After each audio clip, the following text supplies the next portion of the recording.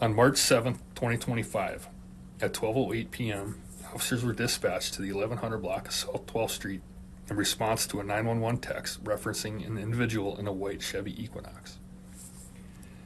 The caller indicated that the person was possibly under the influence and or may be experiencing a mental health issue. The texter later indicated the suspect was escalating in her behavior. Officer James and Officer Anderson arrived at approximately 12:12 p.m. Officer James spoke with the suspect at her driver's door for over 6 minutes.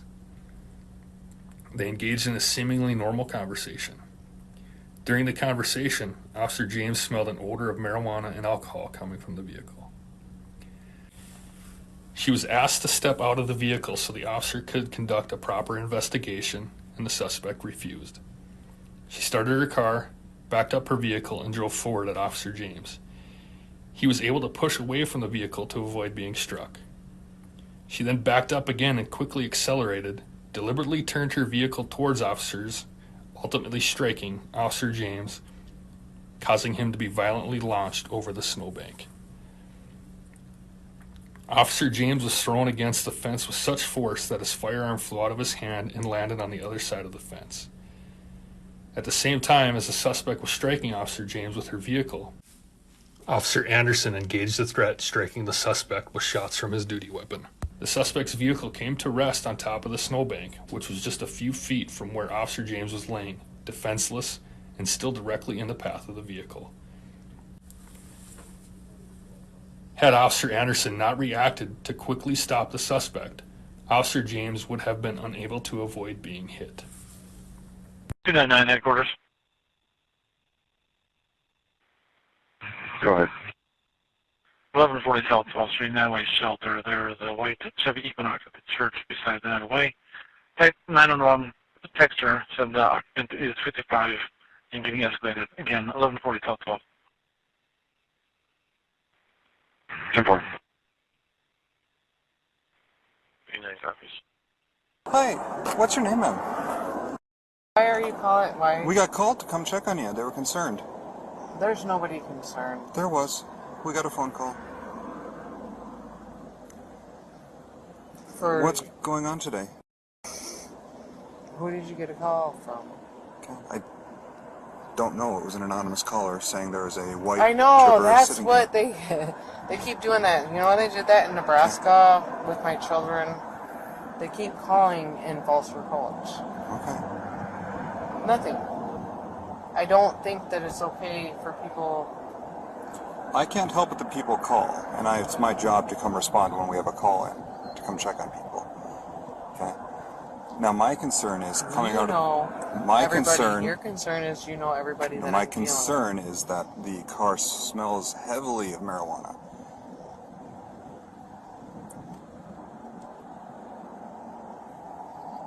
When's the last time you smoked any marijuana in here? Other people have smoked marijuana in here, and I don't want to get into that because then they're calling you on me. Other people have, you don't smoke any marijuana? I have medical marijuana. I had my card. Do you have a medical marijuana card? I had one. Do you have one? Current? No. Okay. Officer Anderson met with the witness, and he explained his concern for the suspect and reason for contacting 911. This included his fear that the suspect was going to run him over with her car. And so as soon as I heard that, I put two and two together, like, just peeping, like, hearing the, you know how you turn in the gravel scratches? Yeah, I heard that. And then that's when I kind of sped walked to the truck in case she was to ram it. It'd be the truck, not me. So I sped walked to it, and then she rolled her window down. She was like, no, just start screaming. I was like, hey, calm down, like calm down. She started getting into people owe her money, and her dad owns an oil refinery, and all types of crazy stuff while she has it in drive. So I'm trying to be low key, because like this is all happening within minutes of each other. I'm just talking to her. I'm just trying to keep her talking. You see what I'm saying? Till y'all get here. So I didn't know if I should step away and call her, but if I stepped away, I would either get in the front or the back of the vehicle. I didn't know what to do. My son's right there in the car. I didn't want her to back up and then ram to the back of the vehicle. For sure. So I just texted you. So Have you step outside of the vehicle here? No, you're not. Turn off the car. Turn off the car. No. 299, he's fleeing. Get out of the car! Get out of the car! Get out of the car! Now! 299, she almost struck me. Get out of the car!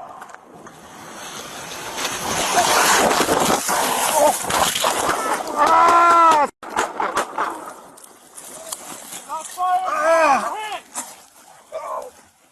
Show your hands! 299, give me Metro, she struck me. Shots fired. Show your hands! Child, I went back to the Turn off the car. Turn off the car. No. 299, she's fleeing. Get out of the car! Get out of the car! Get out of the car! Now!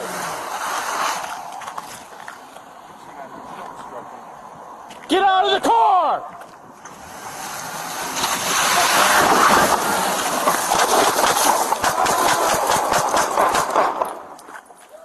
Shots fired! Officer hit!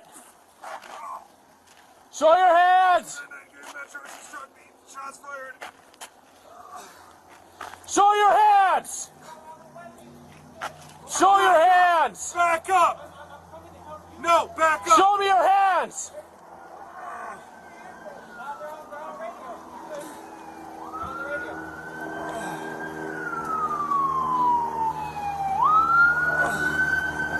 Fuck, I can't move. We got help coming, James. Stay there.